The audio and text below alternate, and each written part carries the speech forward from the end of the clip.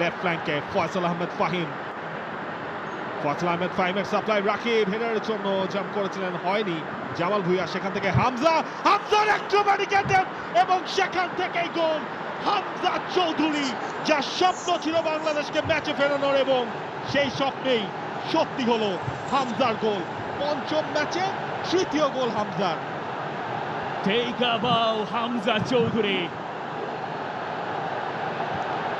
অদ্ভুত, অবিশ্বাস্য। বাংলাদেশের কি আছে? বাংলাদেশের হামজা আছে।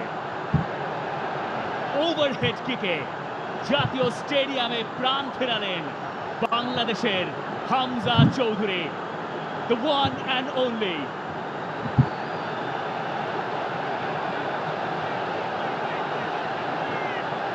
যেই হাসির অপেক্ষায় ছিল সবাই, ফয়সাল আহমেদ ফাহিমের সেই সাপ্লাই, জামাল তার ভিশনটা ছিল পারফেক্ট, হামজা অবিশ্বাস্য। বডির ব্যালেন্সটা রাখা, বলটাকে প্লেস করা, এটা কেবল হামজার দ্বারাই হয়তো সম্ভব।